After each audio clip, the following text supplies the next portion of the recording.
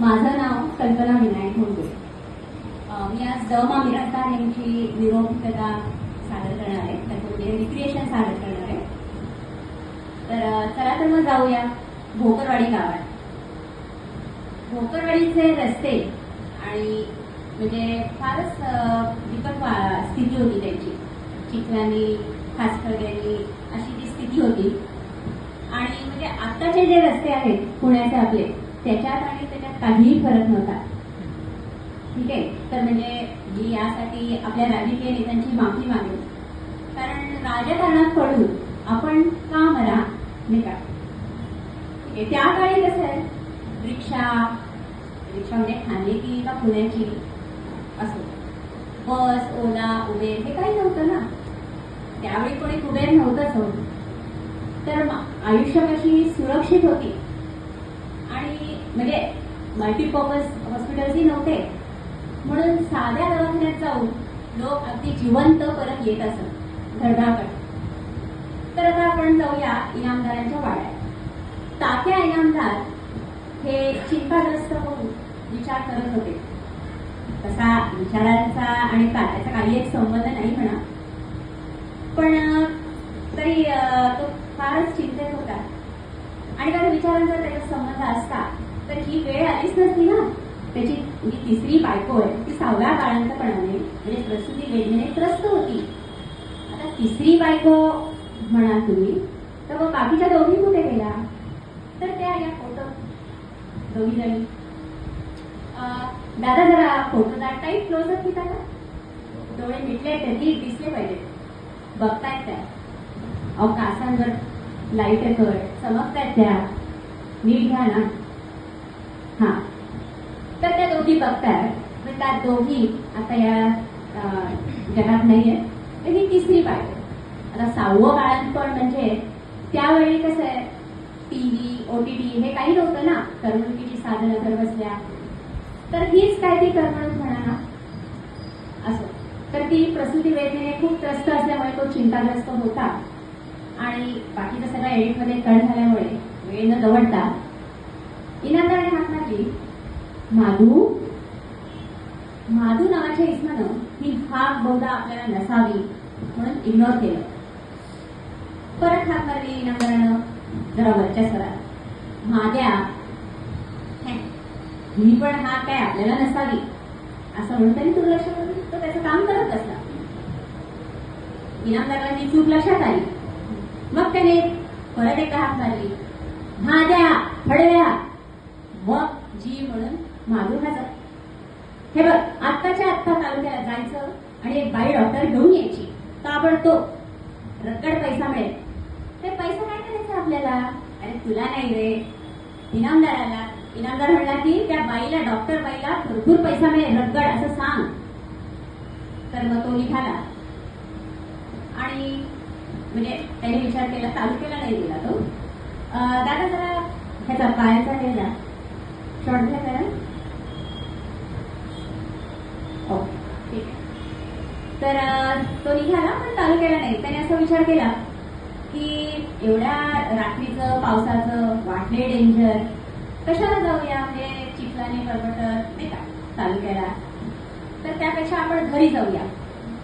तो निघाला घरी. घरी पोहोचला आणि त्याने सगळी हकीकत त्याच्या बायकोला सांगितली.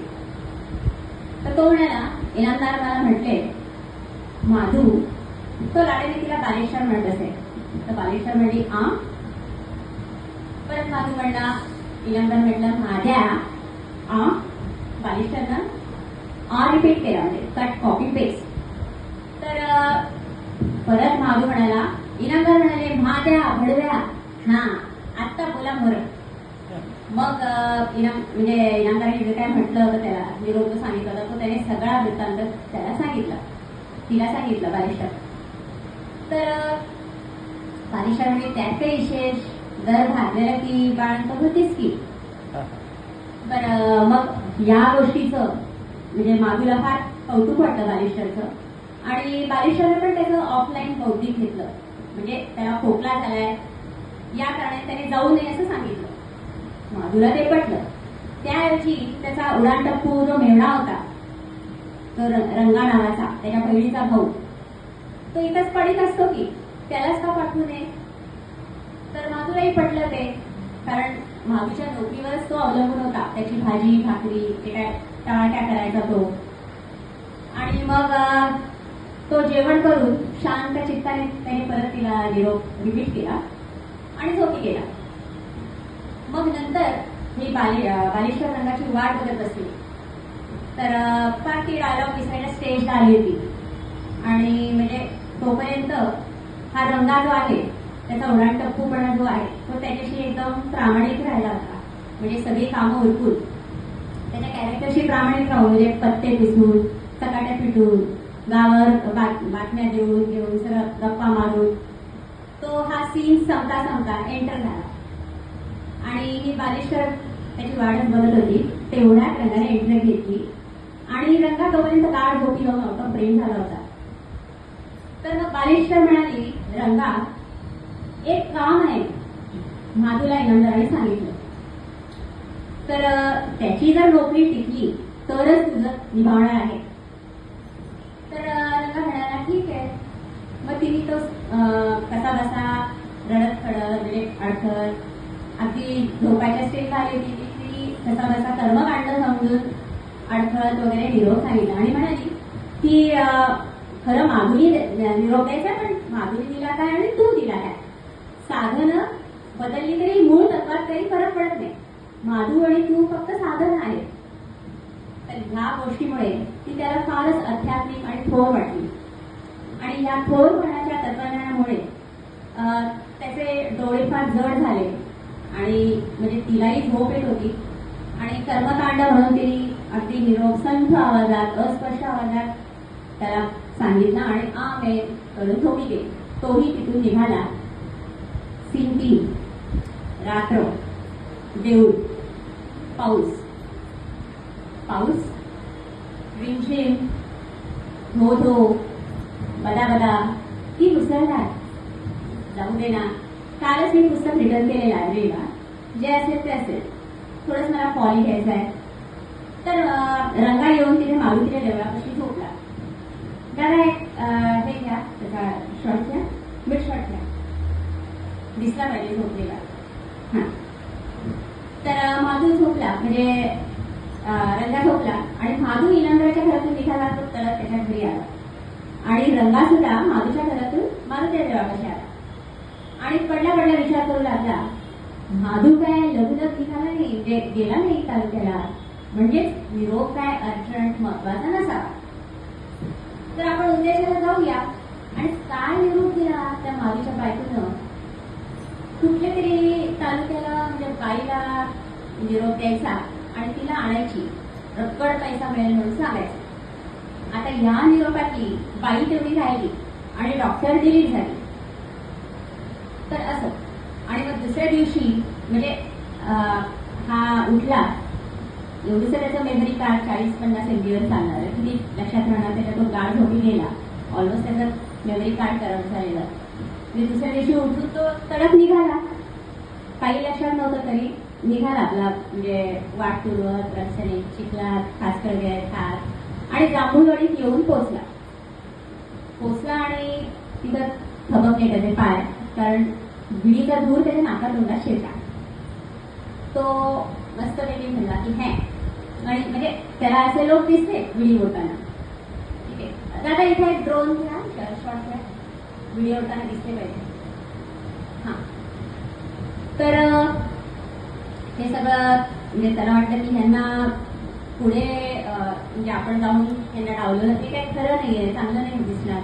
तर आपण पण एखादी व्हिडिओ ओढावी, अंग थंगाळावं, गप्पा माराव्यात आणि महत्वाचं म्हणजे बाई कोण आहे ते विचारावं. तर त्यातलाच एक जण म्हणाला, रंगा एवढ्या लगबगी कुठं लढायला चाललाय, वाईट गुड टेक की. रंगा निमित्तालाच टेकलेला बसला आणि मस्तपैकी नाका तोंडातून दूर सोडला विडीचा. म्हणला, इनामदाराचं काम आहे अर्जंट तालुक्याला. त्याला असं मनात वाटत होतं की आपण फार मोठे आता सेलिब्रिटी झालो म्हणून सगळे आपल्याकडे बघतायत आणि उत्कंठेने ऐकतायत की आपण काय बोलतोय सांगतोय, असं त्याला उगीच वाटून गेलं. तर बाईचं उच्चार ऐकताच लोक म्हणले, कोण तो तात्या तमाशावाला, त्याचं काय काम आहे तालुक्याला. मग याच्याबद्दल म्हणजे तात्याबद्दल बरीच माहिती आहे लोकांना, असं रंगाला वाटलं. यांनाच विचारावं कोण बाई आहे, कारण आपण तर काय विचारलं नाही तिचं नाव गाव पत्ता काय नातं आहे. तर तो म्हणला, तुम्हाला नाही का ठाव कोण बाई आहे, तिचं नातं काय तालुक्याला. आणि तात्या इनामदारचं कोणी पै पाहुणं नाही, आणि बाईच म्हणाल ना तर ती तमाशातलीच असणार. बाईलाच निरोप द्यायचं म्हणजे तमाशातलीच असणार. एवढं सोपं उत्तर आलं. बाईच्या नावात काय आहे, त्याने नाव विचारलं तर म्हणजे जी कोण नाचणारी असेल तालुक्याला पडावर तिला जाण्याची धरून आणि म्हणजे तिलाच बुक करून पिसा देऊन मोकळे झाले. थोडक्यात बाई म्हणजे तमाशातलीच, ह्याच्यावर एकमत झालं. आणि सभा रंगल्या की म्हणजे तात्या कसा म्हणजे तमाशा शौकीन होता, रंगीन होता, आणि दुसरे बाजीराव आणि विश्रामबाग वाडा आणि तात्या इनामदार आणि भोकरवाडीचा वाडा ह्यात कम्पॅरिझन झाले. म्हणजे इश्कबाजीचे त्यांचे सगळे पुरावे, ऐतिहासिक पुरावे मेलेल्या पूर्वजांच्या मुखी घातले गेले. तर रंगाला वाटलं की तरीच तात्या म्हणाला होता, पोतवर पैसे गेले तरी चालेल, म्हणजे बाई तमाशातली आहे ही त्याला खरं वाटलं. तर आता बाई म्हणजे तमाशातली हे सगळ्यांचं एकमत झालं. आणि मग रंगाला पण आमंत्रण देऊन टाकलं. मग बैठक ठरली की तुम्ही सगळीच या की तमाशाला. लई मोठा वाडा आहे, चौकात 100 इसम बसतं. मग सगळ्यांनी चर्चा केली की कसं जायचं, सायकलने जायचं की बैलगाडीने जायचं, आणि खायला प्यायला काय घ्यायचं बरोबर. तर मध्येच अशी एक सूचना आली की आपण एक भज्याची चहाची खोप टाकूया. आणि नंतर मग हे सगळं झालं तरी नाठा रस्त्याने या तमाशाला जायचं म्हणजे काय खायचं काम नाही हो, तर प्यायचं काम पण आहे. तर मग संत्री मोसंबी अशी कृषी चर्चाही सुरू झाली. आणि मग सगळे गेले निघाले म्हणजे, आणि रंगाला आता म्हणजे वाटलं की या युरोपाला काही वेटेज नाहीये, तर तो कुणीही दिला तरी चालणार आहे. तर मग त्याला कोणतरी म्हटलं होतं की रंगा तू चल आता आंघोळ कर आणि म्हणजे जेवण करून मासे तिकडे पकडायला चल. तर तो म्हणला आता आपण लेट होईल ना तालुक्याला पोचायला. ते लोक म्हणले की तू कशाला जातोयस, आपल्या भीमा खिसाडी जाणारच आहे तालुक्याला, तोच ते निरोप पण आले की बाईला. रंगाला पटलं, गेला तो त्यांच्याबरोबर. आणि मग नंतर जेवणं झाली आणि भीमा पण खेकडे वगैरे खाऊन निघाला. म्हणजे त्याला वाटलं की बाई म्हणजे फार मोठी कामगिरी आहे, बाई आणून देणं. म्हणजे सुरतीच्या टेहाळणी करताना बहिणीला जेवढा आनंद झाला नसेल तेवढा आनंद या भीमाला झाला. मग तो निघाला. वाटेत त्याला 5-10 माणसं दिसली. दादा एक मॉक सीन का. तर 5-10 माणसांना तो ही बातमी शेअर करत गेला. शेअर म्हणजे असंच शेअर करत गेला हो, त्यावेळी काय सोशल मीडिया नव्हतं ना, व्हॉट्सअप, फेसबुक, इन्स्टा.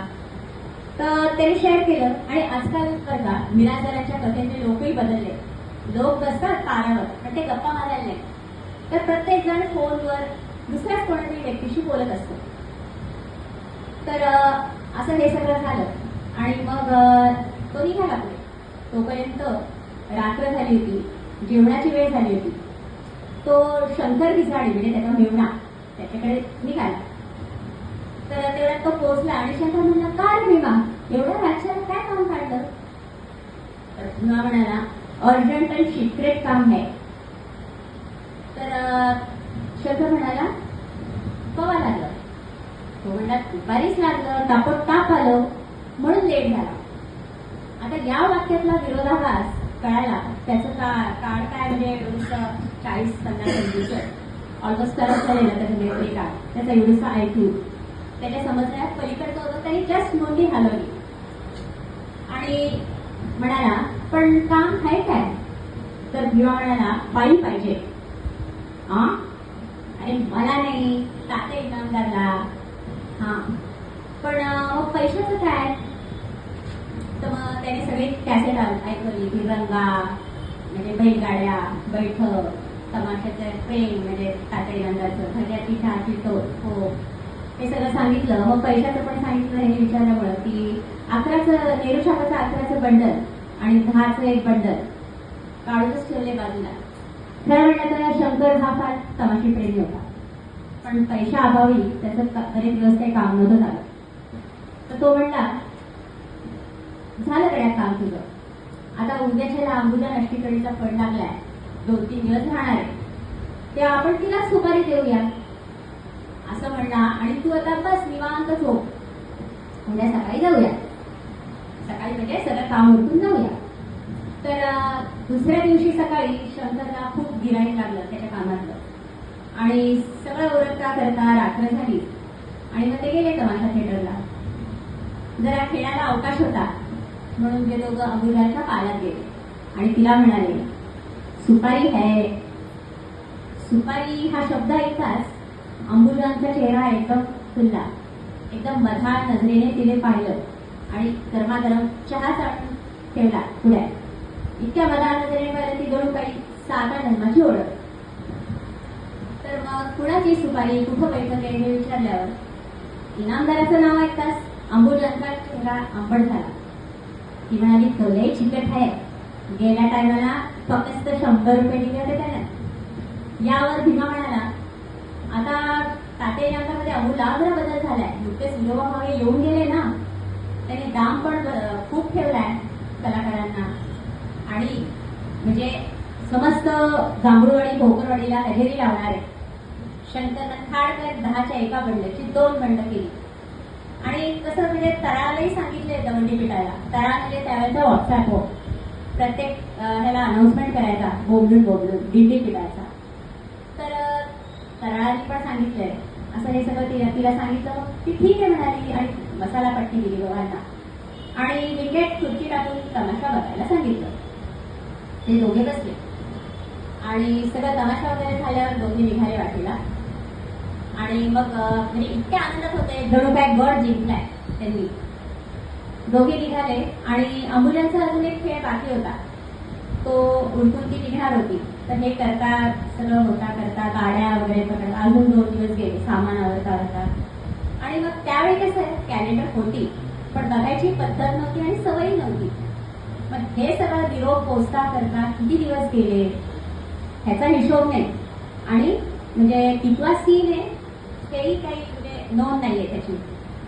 तर आता इकडे इनामदाराच्या वाड्यात सगळे म्हणजे आनंदी वातावरण होतं, कारण 3ऱ्या इनामदारांना मुलगा झाला होता आणि 5 दिवस उलटून गेले होते, त्याची 5वी पुजायची होती. आता एवढ्या म्हणजे भोकरवाडीच्या रस्त्यानं खासकडे खास पावसाचं खड्ड्यात चिखलात गडबडत कशी होती सटवाई येणार, काय भविष्य लिहिणार होती त्या लहान बाळाचं. पण अंबुजान मात्र आली. ती सामान उतरत होती तेवढ्यात हेनं म्हणजे इनामदारनं पाहिलं की अंबुजान आली.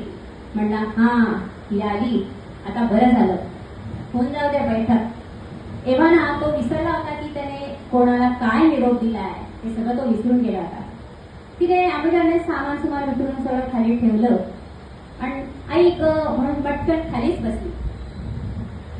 म्हणजे आता ही वेळ आली आहे, 7 वर्षांनी मी पोटूशी आहे, तिथंच बाळंतीण होते का काय मी मेलेली असं म्हणली आणि खाडकन तात्या उभा राहिला आणि त्याने लगेच हाक मारली, माझ्या फडव्या आत्ताच्या आत्ता तालुक्याला जा आणि डॉक्टर बाई घेऊन ये. कटे